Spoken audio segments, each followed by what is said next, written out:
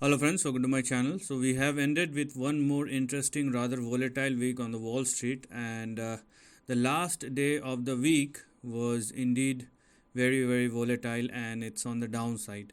Now let us see what has happened in the last 1 week, which has impacted the market, and what will probably happen in the next upcoming week, which will impact the market moving forward. But before that, if you haven't yet subscribed my channel yet, just hit on the subscription button. Also hit on the notification bell along with the all button to get my updated video notification.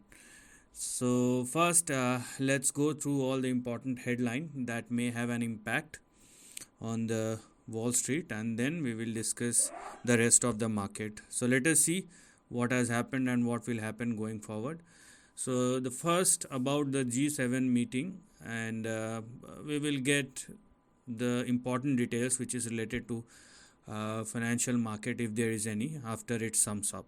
So let's just focus on this and just focus on any news which has a bigger geopolitical or rather geoeconomical impact.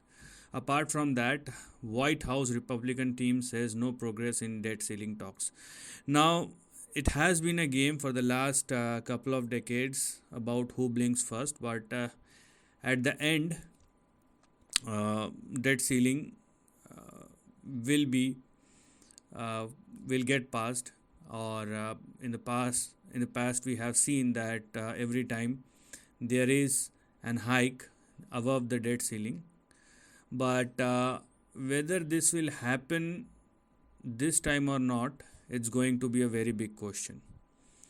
Also also uh, I mean, if you are looking at the last 1 or 2 years, most specifically the events from the Fed side, it's been the case that who will blink first, and market presume that the Fed will not hike the rate beyond a certain percentage rate or beyond a certain period of time, but things goes wrong in that sense. Now whether it will happen this time for debt ceiling as well, that's something which we need to look at, okay, because it's not only about economics, but it's all about political as well. Apart from that, Fed may be forced to defy market expectations and hike more aggressively, economists said. So this is one of the a press release which one need to focus on. It means and this is very clear from some of the Fed members as well, that there will be further rate hike moving forward. Apart from that, uh, Fed Chair Powell says a rate may not have to rise as much as expected to curb inflation. Now, you can clearly see there is a dichotomy, and it's been the case when the market started moving higher. Some of the Fed members come and say that we are going to raise the rate more aggressively, and when the stock market started falling, they will come and say that no, we are looking and watching, and there is no such panic. So they are trying to save the market, or they are trying to balance the market some way or the another. Also, okay, so this is one interesting news, may not be uh, an event which will impact the market, but a funeral cost $200 million. So if you have money, you can do whatever you want to. So nothing more on that. apart from that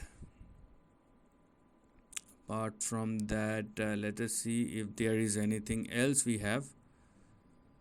uh, yeah, so if you want, you can, if you are interested in Morgan Stanley, then you can see that Morgan Stanley CEO plans to step down within the year, sparkling Wall Street succession race. So you may look at this stock, because the stock turns volatile, will definitely turn volatile unless the next name appear everywhere, and then market started taking punt on that. So there may be an opportunity which will evolve in Morgan Stanley if you are very much interested over here. Apart from that, let us see what is happening and what will happen moving forward. So I think this is it. So let's go to the market section and let us check what has happened and what will probably happen moving forward. So here we are on the last day of the last week, or the week that has just ended. Dow Jones down by 109 points, Nasdaq 30 points, S&P was flat 6 point, gold up by 20 points, oil at 71, US 10-year yield at 3.68, very near to 3.7. Then we have VIX very near to 17, started moving higher again.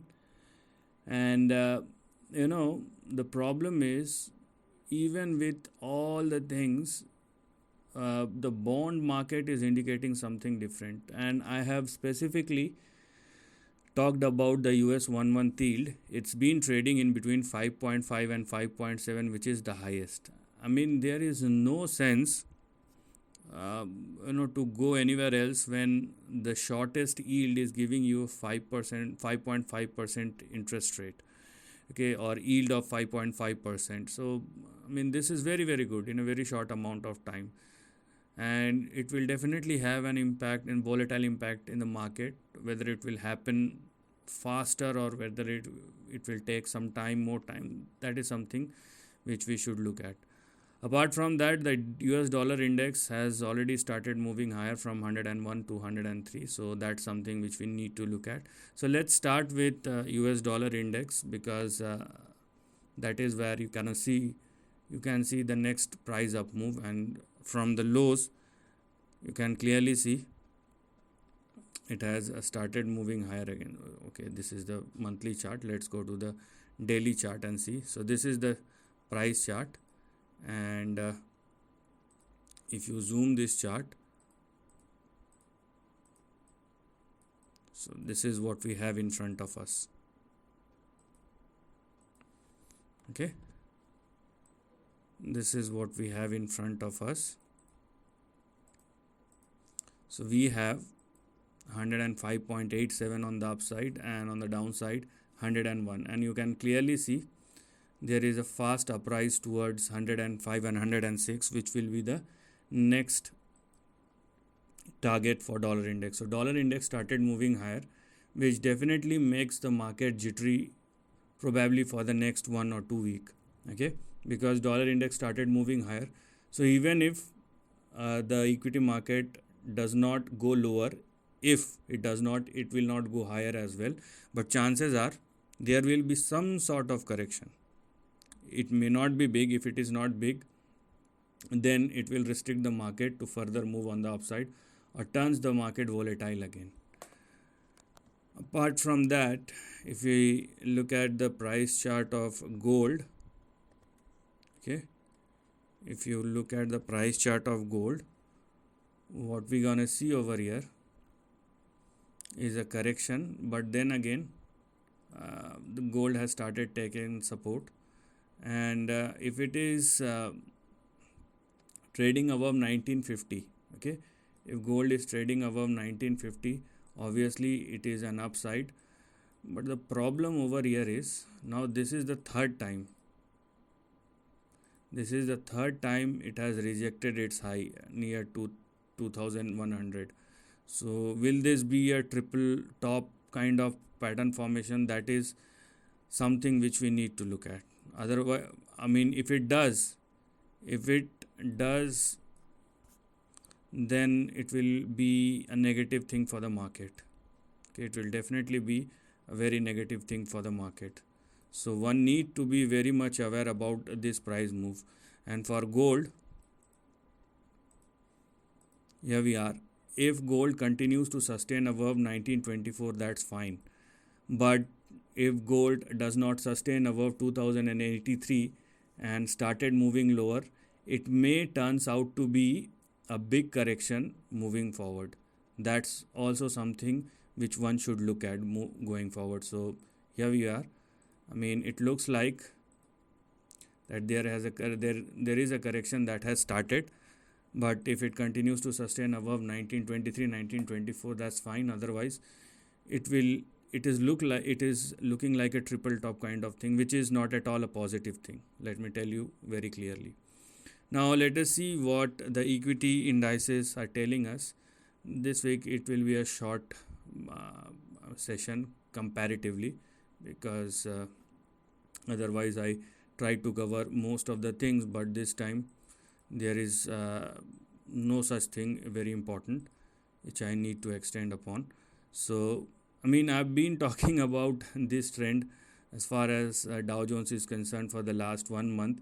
Maybe it is not falling, it is not moving uh, either on the upside, so it is not moving higher. So what do we have here? So here we are.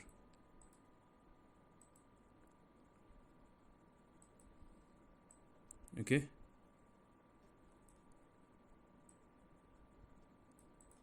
So here we are, and we have something like this. So understand one thing, okay? There is a very simple and very clear distinction to identify an uptrend or a downtrend.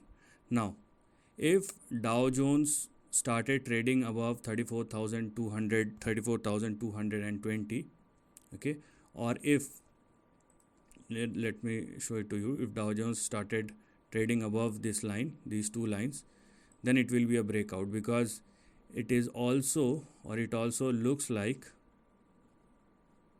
an inverted head and shoulder pattern if it started trading above 34,200. But if it does not, then what does it looks like? A correction pattern, a wave kind of corrective pattern. So here we are, 1 2 3 4, and this will be the fifth corrective wave. So it will all depend upon what's going to happen. So if it indeed turns into a corrective wave, then let's just pray for, I mean, it's going to be nearly 3000 points kind of correction, or 3,500 points kind of correction. And if it turns out to be a breakout, then we will see what will be the next potential move. So that is something which we are going to look at as far as the trend is concerned, or as far as the long term trend is concerned. So I hope this is very clear, as if you are looking at the Dow Jones chart, right? So Dow Jones is actually indicating a dichotomy kind of scenario, but because it is comfortably trading below 34,200, it qualifies for a downtrend rather than an uptrend. Next will be the price chart of Nasdaq, and if you are looking at Nasdaq actually makes a range breakout and started moving towards its next destination. Now understand one thing, Nasdaq has already corrected a lot. So if you are comparing Nasdaq with Dow Jones, it may not be a right one, because Dow Jones in the past has is very resilient, is indeed very resilient. So you cannot compare Dow Jones and Nasdaq, there is no exact comparison.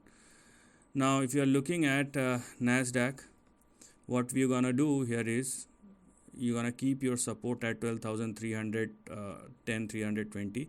That was your recent resistance, and because a range breakout has happened, it is indeed moving towards 13,200, where it will find its next resistance. So we have some more upside for Nasdaq, but 13,200 is indeed a big resistance, because last time when it tested 13,300, from there it has corrected 23%. So if it turns out to be a big correction from that zone, then it will be a problem again.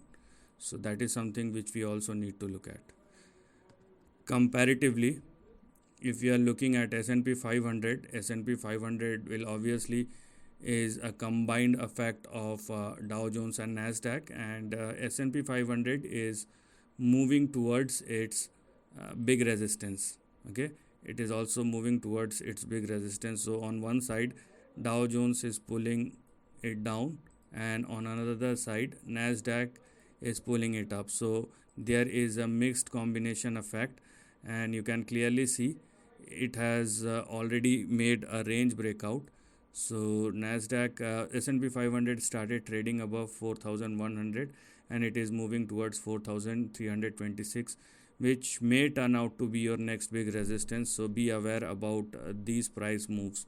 So for Dow Jones, we have a corrective move, potential of corrective move. For Nasdaq, there is still some up move to go. So in the S&P 500, but the next resistance or next target for both S&P and Nasdaq may turns out to be a big resistance. So at the end of the day, there may be some more upside in the broader market, but if it the test will come when the stock or when both the indices hits the resistance zone, and at that time you will see all indices, be it S&P 500, Dow Jones or Nasdaq, turns out to be a sell candidate rather than a buy one. So that's another thing which one must look at. So there may be a volatile session for the next week as well. You will see an up move, then you will see a down move.